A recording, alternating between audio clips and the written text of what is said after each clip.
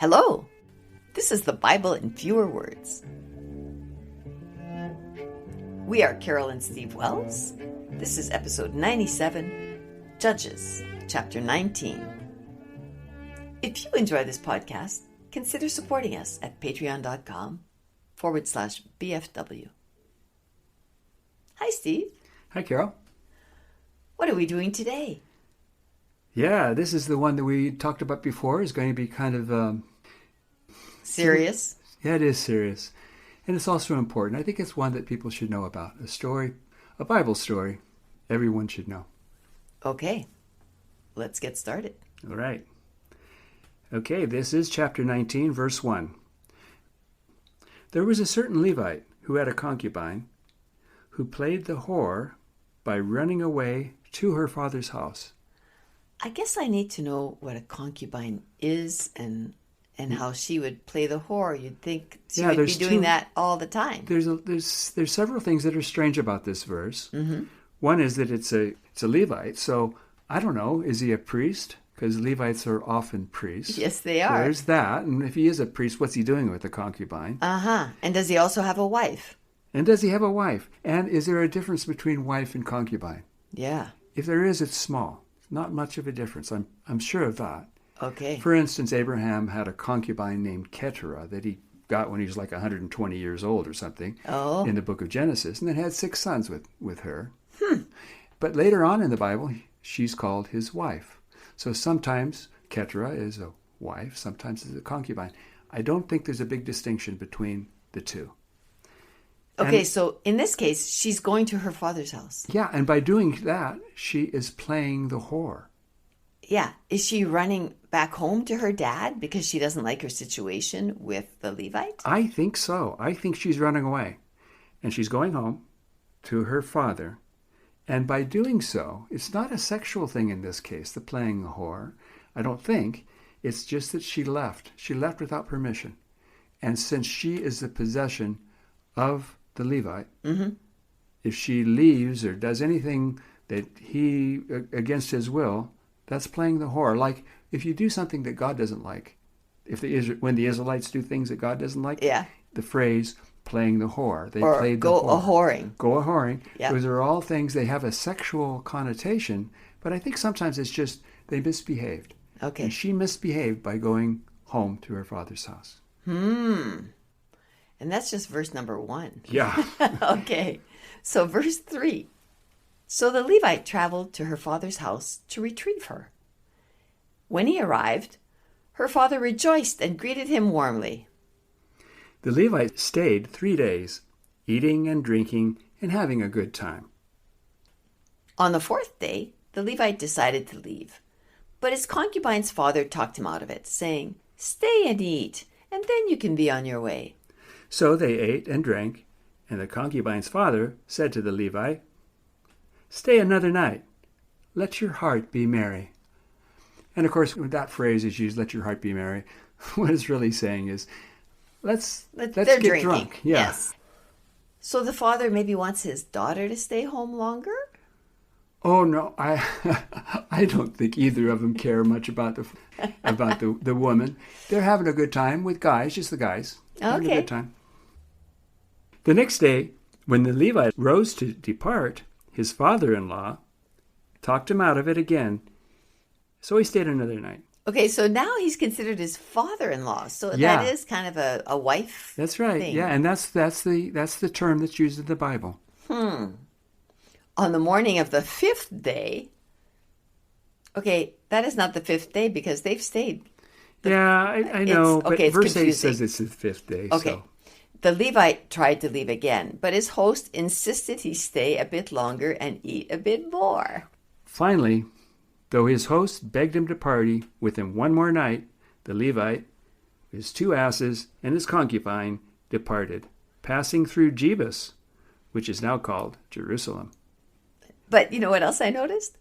That the Levite, his 2 asses, and his concubine departed. Like, is that in the order that he values them? His 2 asses are really important. I don't know. What's the guy? Homer in The Simpsons asked if there's a Jeebus in the Bible.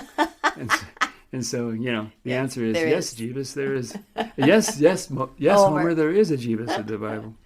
Okay, so after a night in Jebus, they traveled to Gibeah in the land of Benjamite.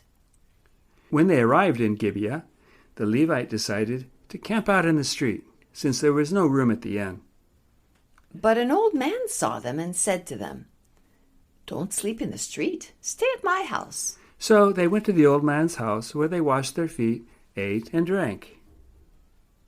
As they were making their hearts merry, again, the men of Gibeah, certain sons of Belial, beat on the door and said to the old man, Bring out the man who is staying with you, so we can have sex with him. Okay, this sounds familiar. Yeah, it does. When did this happen before? This happened in Genesis 19 Oh, with Lot and the men of Sodom. oh, Almost the same thing, word for word, happens here. here as happened in Genesis chapter So, 19. So Judges 19 and Genesis 19 are doublets. They are, in fact, some Bible scholars think there was one story that was split into two stories. and what is the son of Belial? Son of Belial. Belial is a biblical satanic monster-like creature. Oh, so bad guys. Bad guy. So saying that somebody is a son of Belial would be the same thing as today as saying that they were SOBs. Oh, clever. Yeah. So it has the same acronym even. Right? Yes, it Yeah. does. So they're saying, bring that guy out so we Yeah. can have sex with him. Right. You know what I wonder? Yeah. How does word get out? Like, presumably they're going to camp out in the street and it's like 7 or 8 at night. It's getting dark. Yeah. How does everybody know that this old man has a stranger and a concubine Well, I there? think they were like the angels, the two angels that came to To Sodom. Lot. Uh-huh. They were like that. They were really good looking. Like the angels were super looking. And this Levite must have been really attractive. So word got out. There's this really nice looking new guy in town. Uh-huh. And so all the guys in town, Get together and say, let's go over there. Let's go have sex with him. So that's what Okay. happened. The old man said to them, "No, you can't have him. But here's my daughter who's a virgin and my guest's concubine. Do whatever you want to them, but don't do anything to this man."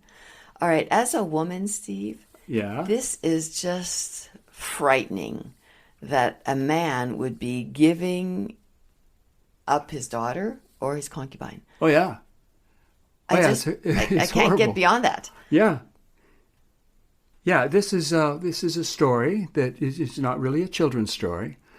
No. And it doesn't occur in any, the Bible stories for kids. I don't think anybody would include this one in there.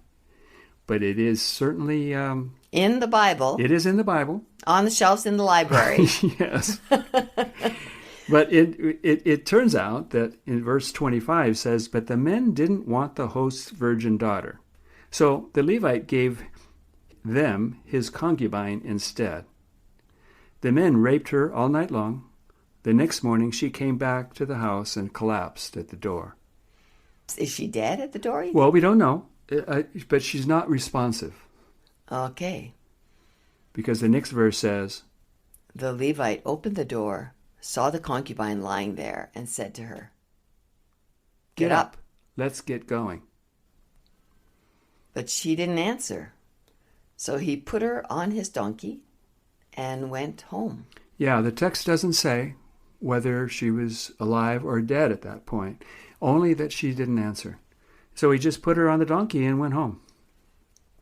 I don't know how far he had to travel, but I'm guessing it was a long trip.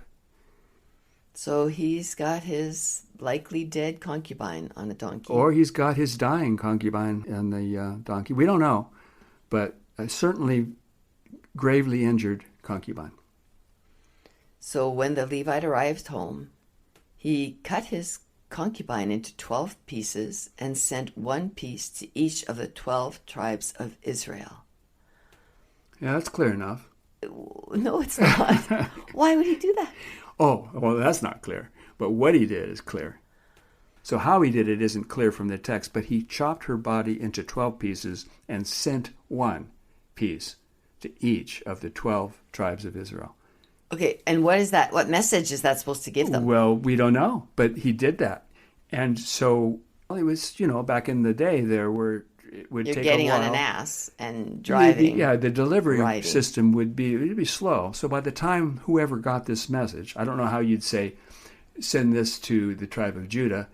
Well, who in the tribe of Judah? Yeah. But somebody in the tribe of Judah was going to get a rotting piece of flesh as a message. Mm-hmm. I don't know whether a note was attached or it was just this rotting piece of flesh. You wouldn't know what it was. You wouldn't know whether it was from a cow or a man or a woman. You wouldn't know what it was, but you got this rotting piece of flesh and bone in the mail. Not really mail, but No, by a the messenger. equivalent of mail, I guess, by messenger. Maybe the messenger would explain it. Anyway, that's what was done.